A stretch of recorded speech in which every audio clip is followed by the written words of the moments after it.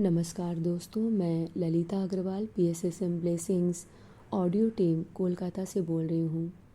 पिछले ऑडियो में हमने जाना कि एक घड़ी साज टॉरकोम जी को अपनी दुकान में काम देता है और घड़ी बनाने का काम सिखाता है। ऑडियो नंबर 69 में हम इसी घटना को आगे बढ़ाते हैं। वह बताते हैं, मुझे यह काम बहुत अच्छा लगा। घंटों गुजर गए। जो काम उसने मुझे दिया था उसे करने में मुझे बहुत अच्छा लग रहा था। दोपहर में हम एक रेस्टोरेंट में गए और हमने आर्मेनियन खाना खाया।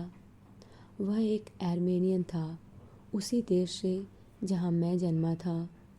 उसने मेरे पिता के बारे में बताते हुए कहा, मैं समझ नहीं पा रहा हूँ कि ऐसे इंसान के बेटे के पास रहने की कोई जगह नहीं है। उसने मुझसे यह भी कहा कि मैं तुम्हारे भविष्य के किसी भी प्लान के रास्ते में बाधा नहीं बनना चाहता और जब भी मुझे बेहतर काम मिलता है मैं उसे छोड़ सकता हूँ। मुझे यह काम बहुत पसंद आया और मैं विश्वासपूर्वक यह काम करने लगा। 2 सप्ताह बाद उसने मुझसे कहा, अगर तुम चाहो तो सिमेट्री छोड़ सकते हो और मेरी दुकान में ही रह सकते हो। दूसरे दिन दुकान के एक कोने में उसने मेरे रहने की व्यवस्था कर दी। उसने मेरे लिए एक बिस्तर खरीद दिया। अब वह मेरा घर बन गया था। रात के समय वह दुकान को बंद कर दिया करता और मैं अंदर एक कैदी की भांति रहता। लेकिन 2 सप्ताह के अंदर ही उसने मुझे सारी चाबियां पकड़ा दी और अब मैं दुकान का मालिक था। मैं प्राय दिन में 12 घंटे काम किया करता था और वह मुझे बहुत अच्छी तनख्वाह देते थे।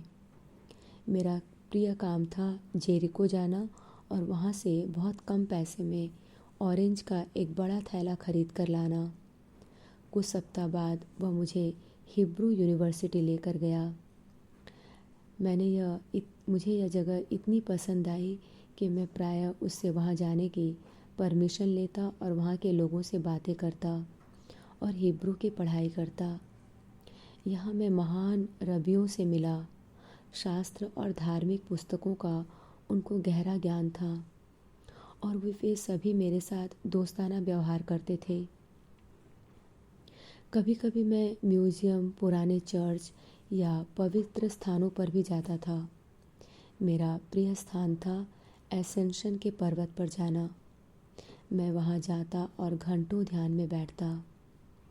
मुझे रशियन ऑर्थोडॉक्स चर्च भी अच्छा लगता था और वहाँ के स्वर्गीय मंत्रोच्चार भी।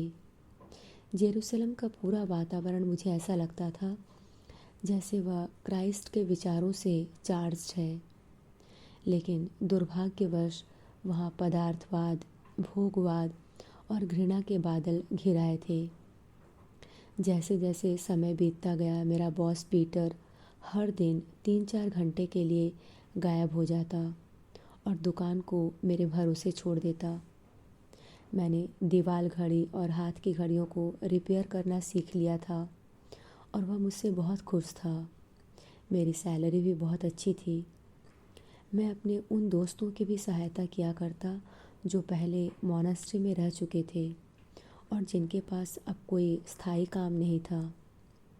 एक बार मुझे कुलपति से चेतावनी मिली कि मैं उन लोगों की सहायता न करूं जिन्होंने मोनास्ट्री छोड़ दी है, ताकि वे वापस मोनास्ट्री में जा सकें और सन्यासी बन जाएं।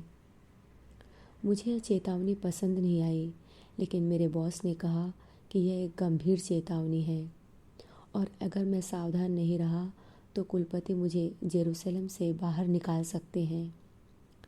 उस क्षण से मैं उन स्टूडेंट्स की सहायता करते वक्त बहुत सावधान रहने लगा। मैं उन्हें दूसरे लोगों के द्वारा पैसे भेजने लगा जो उन्हें कभी भी मेरा नाम नहीं बताते। 1 साल गुजर गया। एक दिन कुलपति ने मुझे एक साक्षात्कार के लिए बुलाया। बहुत अच्छी सी मुस्कुराहट के साथ उन्होंने कहा, मुझे गलत मत समझो, हम तुमसे प्रेम करते हैं और तुम्हारे लिए हमारे मन में कोई भी दुर्भावना नहीं है। इसका प्रूफ यह है कि मैं तुम्हें जॉर्डन में स्थित हमारे स्कूलों में से एक का शिक्षक नियुक्त करना चाहता हूँ। उन्होंने कहा, मैं चाहता हूँ कि तुम वहाँ जाओ, स्कूल को ऑर्गेनाइज़ करो अपनी सारी प्रतिभा को काम में लाओ और अपने बॉस की घड़ियां सुधारने के बजाय अपनी तरह के लोगों की सेवा करो। मुझे समझ में नहीं आया कि मैं क्या बोलूं, इसलिए मैं चुप रहा।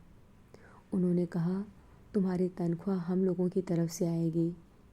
लोग तुम्हारी शिक्षा के बारे में जानते हैं और तुम्हारी बोलने और लिखने की प्रतिभा को भी। जेरूसलम में रहकर अपना समय क्यों बर्बाद कर रहे हो, जबकि तुम मासूम बच्चों के काम आ सकते हो। मैंने कहा, मैं कुछ दिन तक इस बारे में सोचूंगा और फिर मैं इसका जवाब दूंगा। मैं अपने बॉस के पास गया। हमने पूरी दोपहर बात की। उसने निष्कर्ष निकाला, वहाँ जाना अच्छा है 3 कारणों से। पहला तो यह कि कुलपति सोचते हैं कि जिन छात्रों ने मॉनेस्ट्री छोड़ी है उन्हें तुम्हारी सहायता मिलने की वजह से तुम दूसरे छात्रों को भी मॉनेस्ट्री छोड़ने के लिए इनकरेज कर रहे हो। दूसरा, यह एक अच्छा तरीका है तुम्हें दूर भेजने का, ताकि इस खतरे को टाला जा सके। तीसरा, तुम शिक्षित हो, तुम्हारी प्रतिभा काम में आनी चाहिए। चौथा, अगर तुम नहीं जाते हो तो तुम यह काम भी अपने हाथ से खो दोगे, क्योंकि कुलपति की इच्छा के विरुद्ध मैं काम नहीं कर सकता। अब बताओ तुम क्या करना चाहते हो। दूसरे दिन मैं कुलपति के पास गया और बोला, मैं जाना चाहता हूँ और मुझे अम्मन भेजने के लिए मैं आपका बहुत अनुग्रहित हूँ। कुलपति ने अम्मन के पृष्ठ को मेरे लिए एक बहुत अच्छा रिकमेंडेशन लेटर लिख कर दिया। उन्होंने उनसे निवेदन किया कि मेरा अच्छे तरीके से ध्यान रखा जाए ताकि मेरे खाने और सोने की व्यवस्था हो सके और उनके साथ मेरे संपर्क भी अच्छे रहें। दूसरे दिन सुबह मैं अपने बॉस के पास गया और उन्हें गुड बाय कहा। पहले तो वह कुछ बोला नहीं, उसकी आंखों में आंसू आ गए। उसके बाद वह बोला, तुम्हें क्यों जाना है? इस काम में तुम्हारा बहुत अच्छा भविष्य है। मैं बूढ़ा हो चुका हूँ और रिटायर करने की सोच रहा था और सब कुछ तुम्हें सौंपने की भी सोच रहा था, जो कुछ भी मेरे पास है। मुझे भी रोना आ गया, लेकिन मुझे महसूस हुआ कि इसके अलावा और कोई रास्ता भी नहीं है। जब मैं अम्मन पहुंचा तो स्टेशन पर एक डॉक्टर को अपना इंतज़ार करते हुए पाया। उन्होंने अपना परिचय दिया और कहा, तुम मेरे घर पर ठहरोगे, हम इसकी व्यवस्था करेंगे। पूरी रात उन्होंने मुझसे बात की और अपनी राजनीतिक धारणाओं से मुझे प्रभावित करने की कोशिश की। मुझे बहुत अनकंफर्टेबल लगा, लेकिन मैंने बहुत विनम्रता से सारी बातें सुनी। आज के लिए इतना ही। अगले ऑडियो में हम इसी घटना को आगे बढ़ाते हैं। तब तक के लिए धन्यवाद दोस्तों। आप सभी का बहुत बहुत आभार। आपका दिन शुभ हो।